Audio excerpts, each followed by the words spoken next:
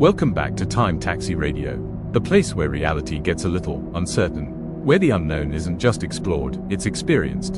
Tonight, we're not going to space. We're not looking at the stars. We're going somewhere far more mysterious, far more unexplored. We're going deep beneath the ocean, because in 1997, something made a sound that traveled across an entire ocean. A sound so strange that even scientists couldn't explain it. This is the mystery of the Bloop, vived extinction. A giant squid the size of a skyscraper, or perhaps something we've never even classified. The location was the real kicker. The Bloop originated just 1,100 miles away from the fictional, sunken city of Eerily, the home of Cthulhu in H.P. Lovecraft's mythos. The internet loved the coincidence, but the science was starting to point towards something less, ancient god, and more, geological powerhouse. In the mid-2000s, the mystery finally began to crack. As we deployed more sensors near the Antarctic, scientists started hearing the same frequency again and again. It wasn't a monster, it was the sound of the Earth changing. Specifically, it was an icequake.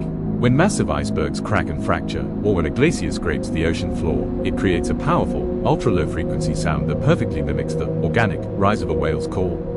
So, the Bloop wasn't a leviathan waking up from a million-year nap.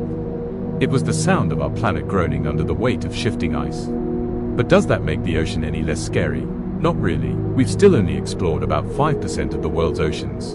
We might have debunked the Bloop, but that doesn't mean something else isn't down there, waiting in the dark, making noises we haven't heard yet. If you want to dive deeper into the world's greatest mysteries, make sure to hit that subscribe button and ring the bell. What do you think is still hiding in the 95% we haven't seen? Let me know in the comments below.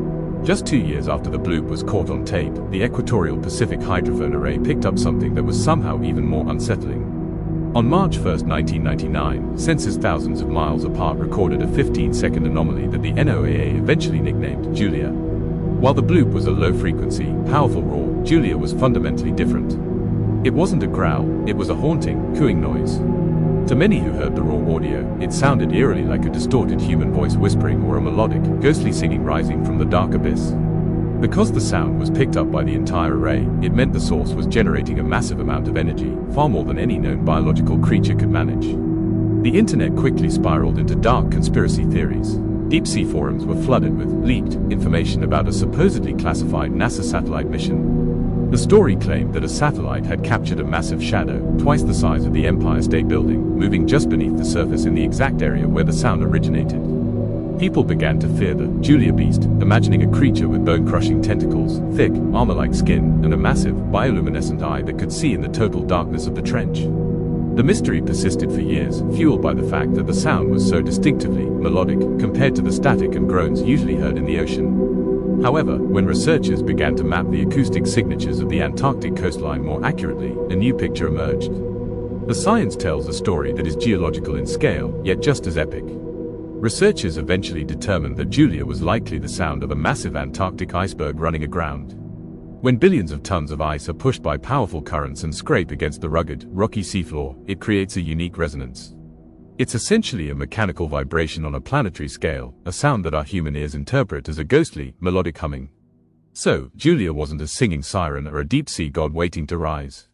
It was the sound of a continent's ice fracturing and grinding against the Earth itself.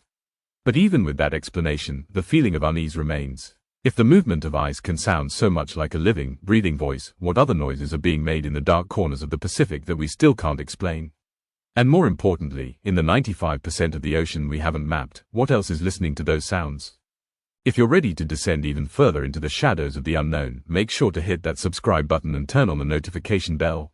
You won't want to be left in the dark for what we're uncovering next. The deeper we go, the stranger the truth becomes. So, stay curious, keep watching, and tell me in the comments, in a world where the ice itself can sing, what else do you think is calling out from the 95% we have yet to see? Until next time, keep your eyes on the horizon.